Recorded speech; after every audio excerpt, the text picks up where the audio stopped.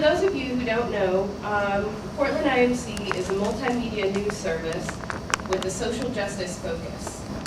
It is part of the international network, Independent Media Center, also known as Indy Media, or IMC for short.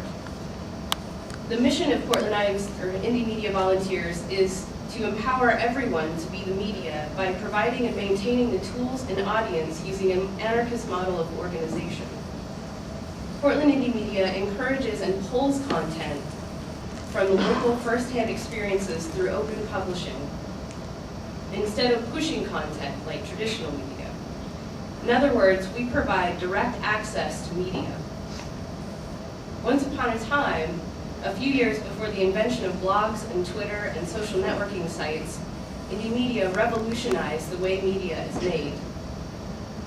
Back then, when corporations and powerful institutions like the IMF wanted to black out insurrections and dissenting voices, it was relatively easy to do so. They had exclusive influence on the media. Then here came this new idea, this open publishing program written in a fancy new code that enabled comments to articles. The news content was user-driven, and it was free, as in bye-bye corrupt profit motive. The Zapatistas were using this program to tell the world what was happening to them. When it debuted in the United States as Indy Media during the Seattle WTO protests in '99, it spread like wildfire, and the exclusive corporate model has been going up in smoke ever since. In order to compete, corporate media has been forced to cede some of its power to the people by incorporating the Indy Media model into its own models. Every corporate TV, newspaper, and radio outlet has some place where people can report or comment. The Indy Media model is everywhere now. That's good, it means we're winning. So now that corporations have sort of caught on to the concept of user-driven content, what keeps Indy Media important? Portland Indy Media is trustworthy, local, and is motivated by vision, not money. First, Portland Indy Media gives you the ability to publish anonymously. I mean really anonymously, as in even Portland Indy Media volunteers don't know who you are. Because unlike Google, Twitter, Yahoo, blogs, social networks, etc., Portland Indy Media doesn't log your IP addresses or quietly save the personal information that you thought you deleted.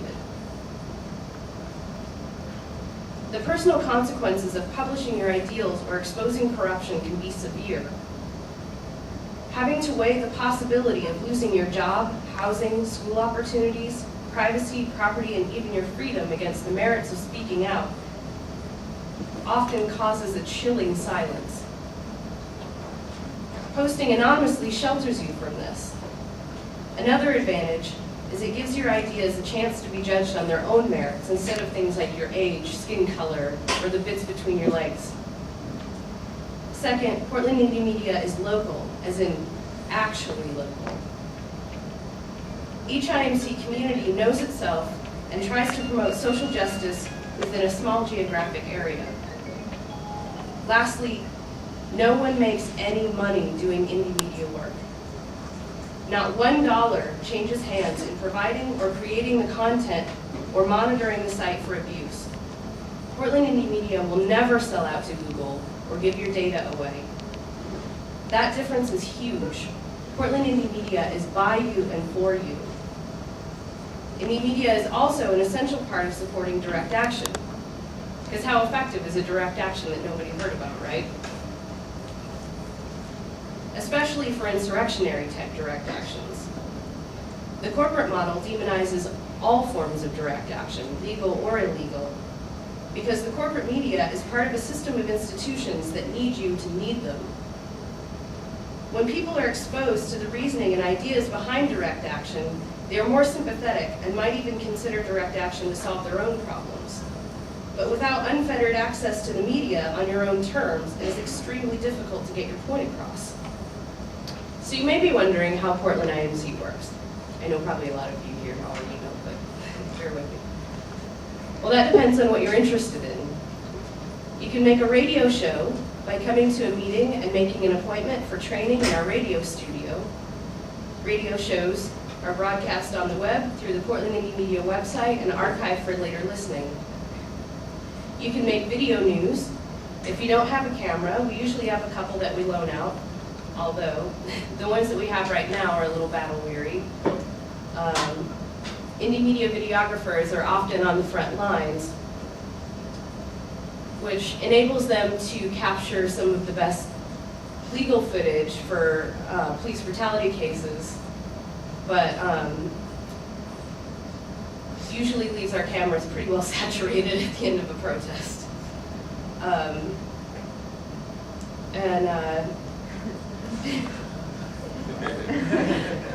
Pepper spray melts delicate little petroleum-based components inside a video camera, so that's why our cameras are in such bad shape.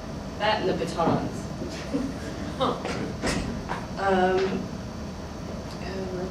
Okay, so video news can be published through the national and regional indie media newsreels and on indietorrents.org. If someone is interested in putting in the time, we could also do video showings every month like we have in the past. Easiest of all, you can write an article and publish it directly to the Portland Indy Media website by clicking on the big red publish button right over there. Okay, a lot of times somehow people miss that.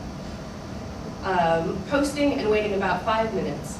Your work will appear in the Open Publishing Newswire column on the right-hand side for approximately 2 million pages to be served.